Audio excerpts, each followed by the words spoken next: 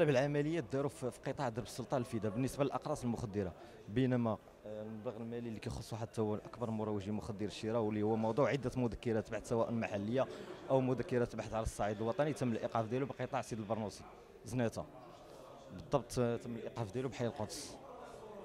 وحوشتوا هذا المبلغ هذا؟ لا، بناء على تحريات واحد الدار تحرينا عليها حنا بانه هي اللي كيتخزن فيها وكيحط فيها الشيره وكيحط فيها، ولكن تمكنا ما بغاش هو كاع يوريها لينا، حنا اللي توصلنا لها.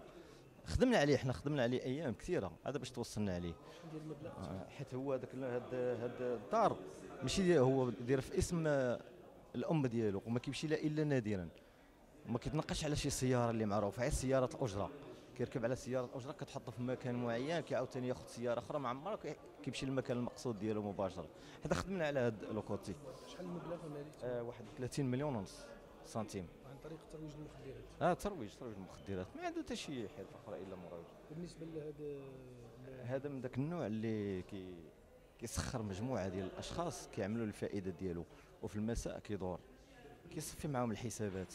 حنا خدمنا على واحد المساعد ديالو، فهمتي، تما فين درنا عليه السيرفيونس، حتى عنده في الليل، حيت في الايقاف ديالو تم بالحوزه ديالو مليون ونص في اللحظه ديالو، وبينما 30 مليون تم الحجز ديالها بالمنزل ديال المنزل اللي هو ما كيبينوش كاع، واش ماشي لا المنزل العائلي، لا منزل العائلي ديالو ولا اللي معروف، هذا منزل خارج. بالنسبه للمخدرات الحشيش كاين تما؟ هذا الحشيش بالنسبه لهذا عثرنا عليه بالحوزه ديال المساعد ديالو اللي هرب لنا عبر الدرج ديال المنزل، ورمى بهذا المخدر، غير سقطت منه، وربما خدا معاه كميه اخرى، هذه غير سقطت من الدرج ديال المنزل، هي وهاد الميديا، وواحد جوج الهواتف، بينما ثلاثه الهواتف الاخرى ديال المروج ديال تم الحجز ديالها مع المبلغ المالي.